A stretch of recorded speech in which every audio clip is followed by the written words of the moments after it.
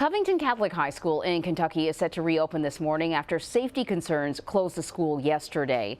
This all comes in the wake of this video that you see right here, showing an encounter between some of the school's students and a Native American activist. David Begnaud is in Covington, Kentucky with more.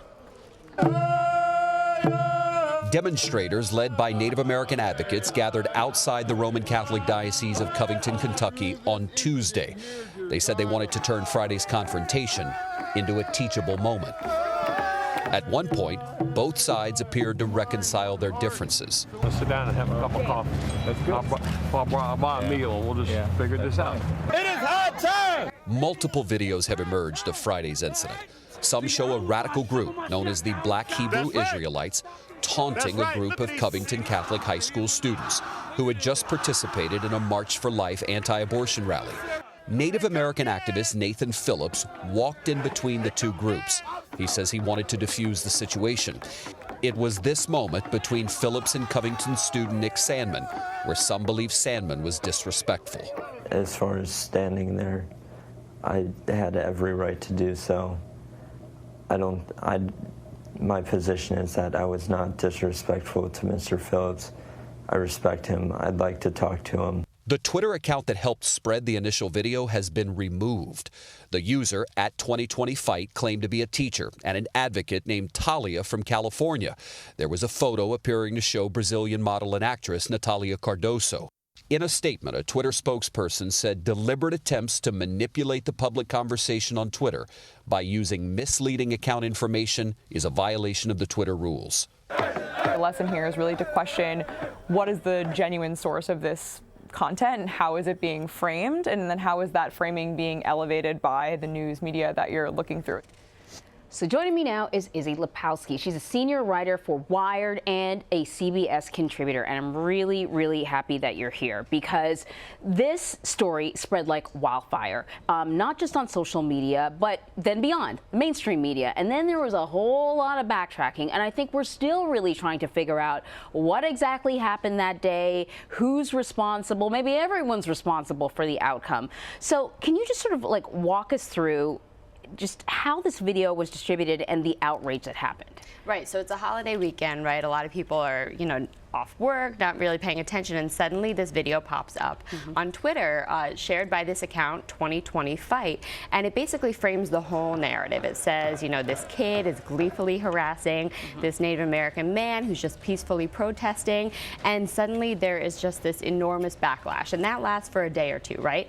Until another video comes out showing more context, and it shows that actually before this encounter, the kids themselves were being harassed by a group that identifies as Hebrew Israelites, and they were saying really horrific things to these kids. And my watching of the video, this man, Nathan Phillips, walks in and is doing sort of a peaceful diffusion of the situation, getting in between the two groups.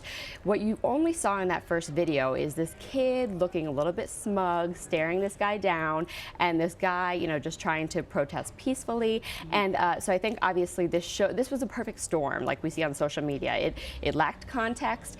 It was a situation where everybody saw what they wanted to see. If you are someone who sees the Make America Great Again hat as threatening, this kid immediately looks threatening. Right. If you're somebody who identifies with that hat, this is a kid who's not doing anything, not saying anything, standing there smiling, and maybe he's trying to diffuse the situation. So you just see how things get so confused on social media. Yeah, it was a perfect storm. And you mentioned that Twitter account, that 2020Fight Twitter account. As I understand it, the video was initially uploaded by someone who was actually there, right, and then this other account took it over. And this account is problematic. Right, so Twitter has already suspended this account because earlier this week, a CNN reporter found that actually this account appeared to be a little suspicious. The photo that this account used was actually the photo of a Brazilian blogger, even though the account was purporting to be a California school teacher. This account appeared to be tweeting 130 times a day. I don't know many school teachers who have time for that. This account had amassed tens of thousands of followers, and the tweet itself, was viewed millions of times. It was shared tens of thousands of times. And so that's a little bit suspicious behavior. So they approached Twitter about this, and Twitter fairly immediately took the account down. Right. And Twitter basically says that this account violated our policies against misleading the public about who you are. Yeah. They're being a little bit tight-lipped about what signals exactly they were using to determine that. I don't know if it all came from CNN. I assume Twitter did its own verification on the back end. Yeah. But it's pretty prompt action by Twitter, and we haven't always seen that when we see other accounts violate Twitter's policies. Right. So it's really interesting that they acted so fast, and whether it was because of media pressure is unclear. Well, these social media platforms have been on the hot seat, right? And so I was pretty impressed that Twitter acted so quickly and made it publicly known that indeed this is probably a fraudulent account. It's probably a bot or something along those lines.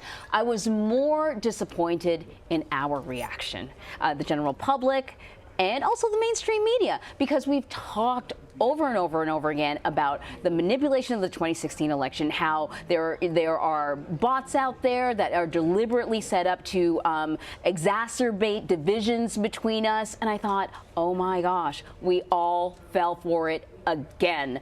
And in particular, I'm going to take a little heat here. I feel like the mainstream media was also part of the problem with this sort of perfect storm. Even in some of the writing articles that I've read about this incident, there's little details that vary here and there. Nathan Phillips, the gentleman, is he a Vietnam War veteran or a Vietnam era veteran? These little details that are kind of sloppy that contribute to the confusion. Do you think the mainstream media, are we set up to deal with this sort of story that catches like wildfire? We can't ignore it. Everyone's talking about it.